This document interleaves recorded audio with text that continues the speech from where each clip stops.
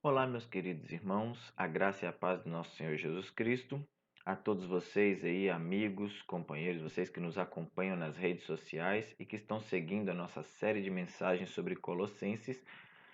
Então, abra sua Bíblia na carta de Paulo aos Colossenses, no capítulo 1, verso 4 e 5. Carta de Paulo aos Colossenses, no capítulo 1, versículo 4 e versículo 5, diz assim: Pois temos ouvido falar da fé que vocês têm em Cristo Jesus e do amor que têm por todos os santos, por causa da esperança que lhes será reservada nos céus, a respeito da qual vocês ouviram por meio da palavra da verdade, o Evangelho. Hoje nós vamos falar sobre a fé dos colossenses. Então, meus irmãos, prosseguindo com essa nova série de mensagens, com esta série de mensagens sobre a carta de Paulo aos Colossenses, nós precisamos entender que ao estudar a Bíblia, nós descobrimos que o homem foi criado para se relacionar com Deus, demonstrando-se então um ser religioso, cheio de fé e crença desde os primórdios da humanidade. Todavia, a partir da queda do homem para o pecado no jardim do Éden, onde ele foi separado de Deus, como nós vemos lá em Gênesis capítulo 3 e em Romanos capítulo 3, verso 23, ele vem procurando algo em que depositar a sua fé e a sua confiança.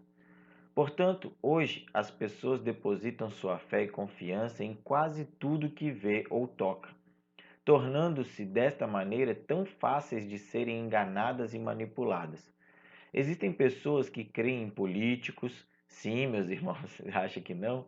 Tem sim pessoas que creem em políticos. Ainda existem essas pessoas que acreditam em seus belos discursos. Existem pessoas que depositam sua fé em igrejas, pastores, religiões, imagens, celebridades e tantos outros objetos, instituições ou pessoas. O que elas muitas vezes não sabem é que todos esses objetos de veneração são falhos e em algum momento pode vir a decepcioná-las, o que quase sempre acontece. No texto em questão, Paulo faz uma oração em agradecimento a Deus pelos crentes da igreja em Colossos. E nesta oração de ação de graças, ele exalta a fé dos irmãos lá de Colossos. Uma fé não fingida, uma fé fundamentada e relevante, uma fé com alvo e objetivo. E é sobre esta fé dos colossenses que vamos falar hoje. No texto, nós destacamos 4 verdades essenciais acerca da fé dos colossenses. A primeira verdade que nós encontramos no texto é que a fé dos colossenses está fundamentada em Cristo Jesus. Vejamos o que diz o verso de número 4, a parte A desse versículo. Pois temos ouvido falar da fé que vocês têm em Cristo Jesus. Como falamos anteriormente, algumas pessoas depositam sua fé em objetos, instituições ou pessoas e que a qualquer momento podem decepcioná-las. E certamente acontecerá, mais cedo ou mais tarde. O rei Davi e o profeta Jeremias, porém, já nos alertavam contra esse tipo de crença. Olha o que diz o texto de Jeremias, capítulo 17, versículo 5, e o texto de Salmos, capítulo 20, versículo 7. Jeremias 17:5 diz assim: Assim diz o Senhor: Maldito é o homem que confia nos homens, que faz da humanidade moral, da humanidade mortal a sua força, mas cujo coração se afasta do Senhor. Salmo 20, versículo 7 diz: Alguns confiam em carros e outros em cavalos, mas nós confiamos no nome do Senhor, o nosso Deus. Entretanto, meus irmãos, a fé mencionada por Paulo aqui no texto, da qual ele ouvira falar, que existia entre os crentes de Colossos, não era uma fé qualquer, que acreditava no sagrado, no religioso. Não, era uma fé autêntica em Cristo Jesus. Versículo de número 4. Pois temos ouvido falar da fé que vocês têm em Cristo Jesus. E acredito, meus irmãos, que esta fé dos colossenses tem a mesma fundamentação da fé mencionada por Paulo em sua carta a Timóteo. lá em 2 Timóteo capítulo 1, versículo 5. Recordo-me da sua fé não fingida, que primeiro habitou em sua avó Lóide e em sua mãe Eunice, e estou convencido de que também habita em você. Uma fé autêntica, fundamentada em Jesus e que provavelmente foi passada para a frente por um processo de discipulado. A fé cristã, ela deve ser transmitida em forma de discipulado para aqueles que virão ou que estão vindo ou que estão ingressando na fé cristã. E isso era o que acontecia lá na igreja de Colossos. Em Colossos, meus irmãos, como hoje, havia muita manifestação da fé no sagrado, principalmente no que se referia às coisas místicas. O apóstolo faz uma significativa observação em relação aos colossenses, pois sua fé não era fundamentada em algo místico qualquer. Não. Sua fé era fundamentada em Jesus, o Salvador prometido por Deus. Esse era o diferencial daquela igreja. Diferencial este que pode ser comparado ao que Paulo escreveu em sua carta aos Coríntios, 2 Coríntios, capítulo 5, versículo 7. Porque vivemos por fé e não pelo que vemos. Portanto, diante disso, onde você tem depositado a sua fé? Em homens, instituições, objetos, religiões? É preciso, meus irmãos, que, como a igreja de Colossos, nós também hoje tenhamos nossa fé fundamentada em Jesus e sejamos reconhecidos pela nossa fé convicta e autêntica em Cristo Jesus. A segunda verdade que nós encontramos no texto é que a fé dos colossenses está comprovada no amor pelos santos. Uma fé que é não fingida, uma fé que é em Jesus Cristo, ela é comprovada nos nossos gestos diários uns pelos outros. Vejamos o que diz o verso 4, na sequência do versículo. Pois temos ouvido falar da fé que vocês têm em Cristo Jesus e do amor por todos os santos. Jesus nos adverte a vivermos o amor uns pelos outros, pois desta forma seremos reconhecidos como verdadeiros discípulos dele.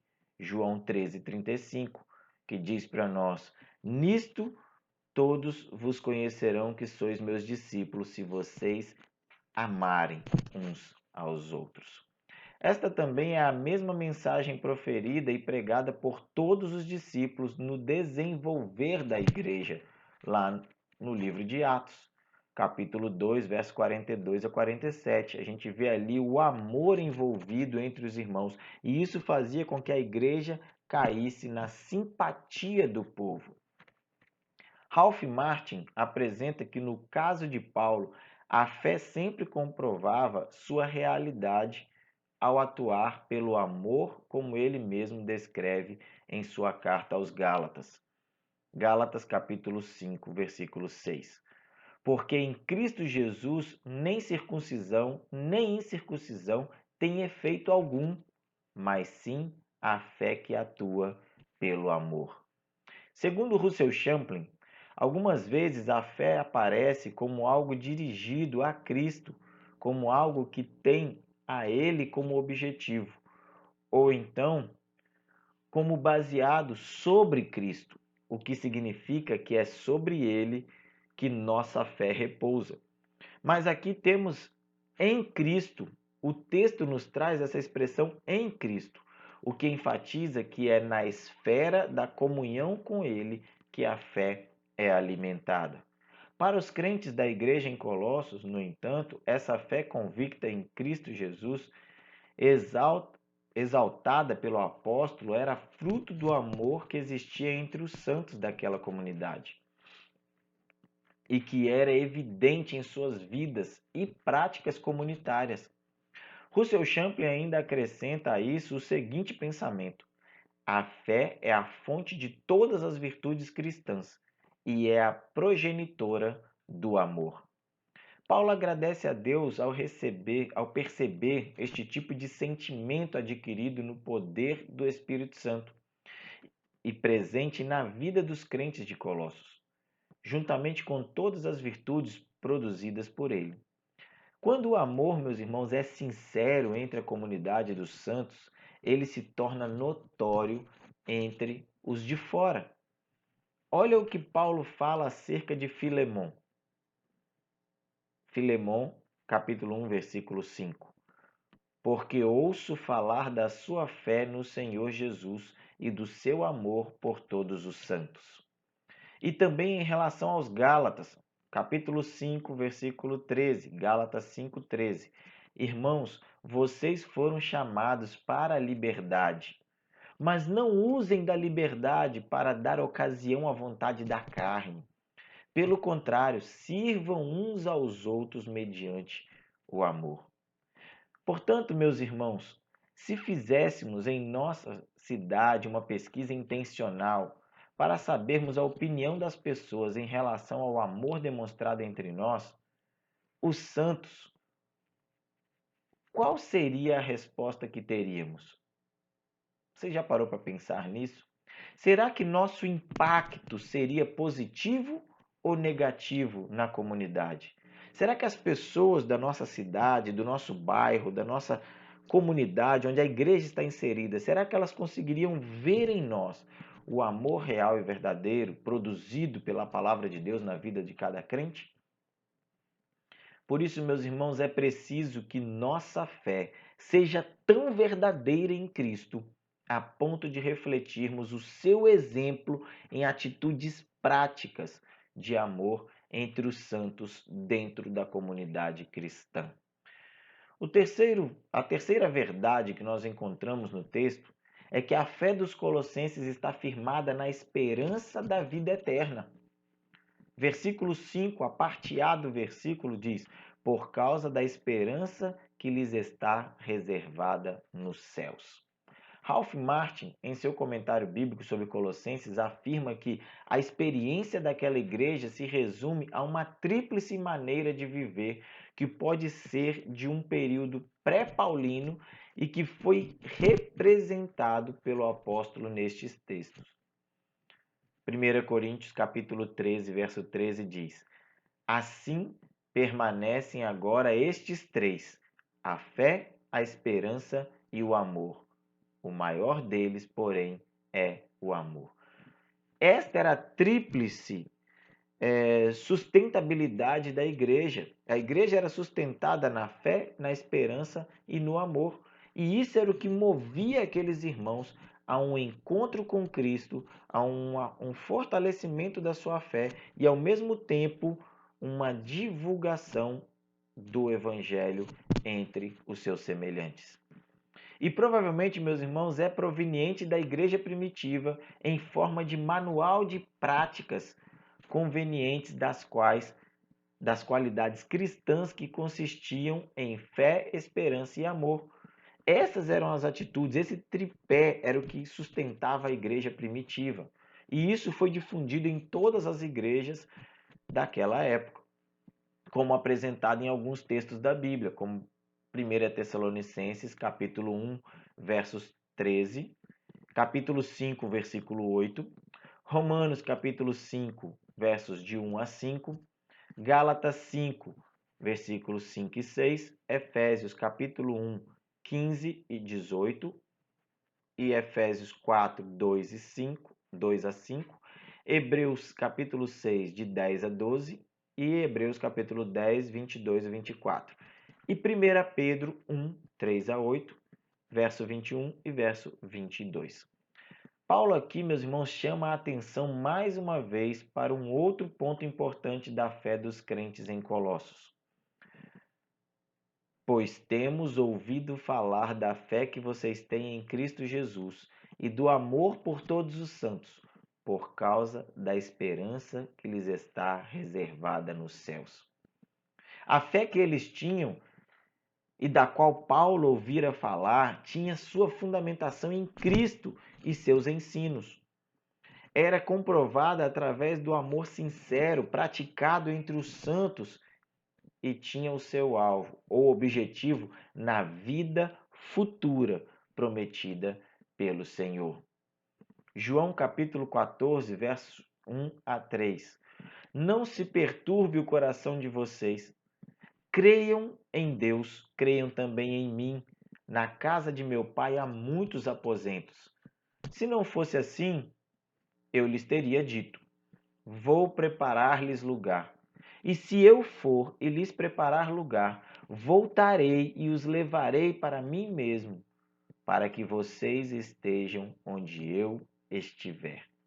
Segundo Ralph Martin, a confiança de Paulo é que eles, assim como receberam a mensagem da esperança como parte do querigma apostólico, não abrirão mão dela de bom grado.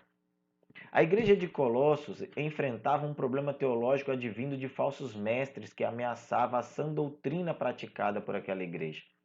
Contudo, o que Martin está dizendo é que a confiança de Paulo acerca do que ouvira sobre aquela igreja era tão grande e forte que ele tinha plena convicção de que eles não se desviariam e nem deixariam de levar e nem se deixariam levar por esses falsos mestres, esses falsos ensinamentos, devido à sua esperança firmada na vida eterna com Cristo Jesus, nosso Senhor. Segundo apresenta Russell Champlin, parafraseando o apóstolo Paulo, ele disse: somos salvos por tal esperança.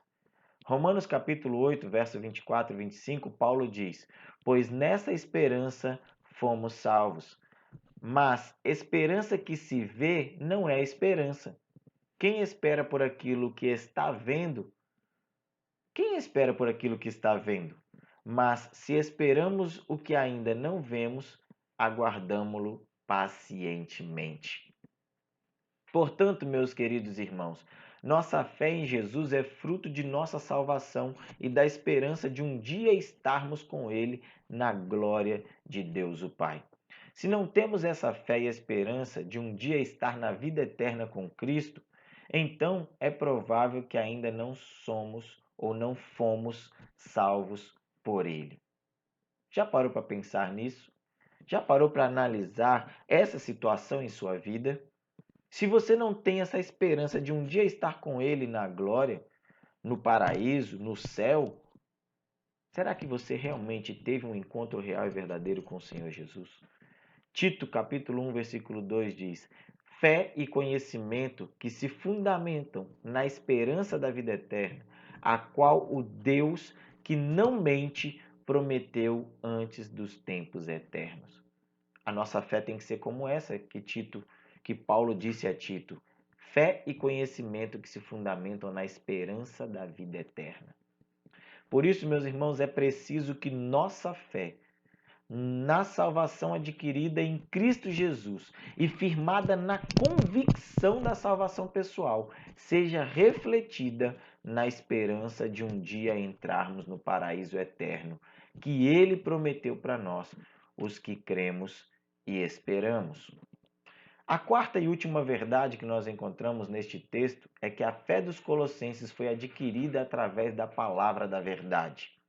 Versículo 5, a parte B.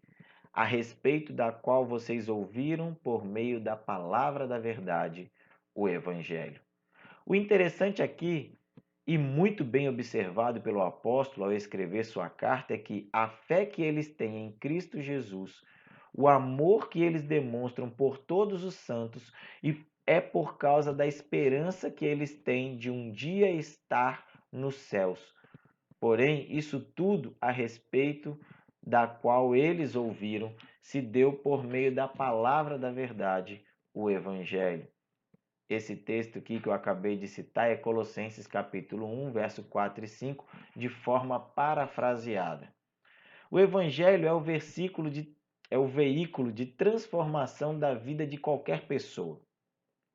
Porque, segundo o próprio apóstolo Paulo, eu não posso me envergonhar dele, pois é o poder de Deus para a salvação de todo aquele que crê, primeiro do judeu, depois do grego, como ele escreveu aos Romanos capítulo 1, verso 16. E foi com base nesta palavra da verdade que esta igreja se tornou tão evidente e relevante para a sua comunidade, a igreja de Colossos. Uma igreja que, segundo os estudiosos, não teve contato com nenhum dos principais apóstolos, que foi iniciada por discípulos dos discípulos, mas que demonstrava uma maturidade espiritual tão grande e significativa a ponto de Paulo iniciar sua carta louvando a Deus por esses irmãos e pelo seu testemunho de fé. A carta de Paulo aos Efésios tem muita semelhança com a escrita aos Colossenses. E vejam só o que ele fala aos Efésios sobre a palavra da verdade. Efésios capítulo 1, versículo 13 diz: Nele, quando vocês ouviram e creram na palavra da verdade, o evangelho que os salvou, vocês foram selados com o Espírito Santo da promessa. A palavra da verdade é quem vai nos mostrar o caminho da salvação e, consequentemente, a fé em Jesus. É ela que vai nos constranger ao amor para com os santos da comunidade da fé e vai firmar nossa esperança na vida eterna com Jesus. Portanto, meus irmãos, é preciso que nos dediquemos ao estudo criterioso e sistemático das Escrituras Sagradas, a fim de obtermos nela a vida eterna. Concluindo, então, quero recapitular com vocês alguns pontos importantes.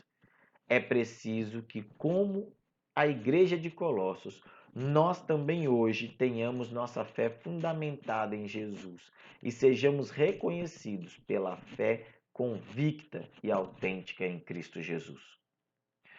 Também é preciso que nossa fé seja tão verdadeira em Cristo a ponto de refletirmos o seu exemplo em atitudes práticas de amor entre os santos dentro da comunidade cristã. Ainda é preciso que nossa fé na salvação adquirida em Cristo Jesus, e firmada na convicção da nossa salvação pessoal, seja refletida na esperança de um dia entrarmos no paraíso eterno que Ele preparou para nós, os que cremos e esperamos. E por último, é preciso que nos dediquemos ao estudo criterioso e sistemático das Escrituras Sagradas, a fim de obtermos nela a vida eterna, como está descrito lá no Evangelho de João, capítulo 5, verso 39, 40. Vocês estudam cuidadosamente as Escrituras, porque pensam que nelas vocês têm a vida eterna. E são as Escrituras que testemunham a meu respeito. Contudo, vocês não querem vir a mim para terem vida. Essas foram as palavras do nosso Senhor Jesus Cristo acerca das Escrituras Sagradas. Então, como a igreja de Colossos, que nós possamos buscar ao Senhor, que nós possamos nos dedicar ao Senhor e sermos uma igreja que transpareça a fé, a prática e o estudo das Escrituras e que possamos ter a convicção da nossa salvação em Cristo Jesus. Que Deus te abençoe, que Deus nos abençoe em mais esta etapa da nossa vida.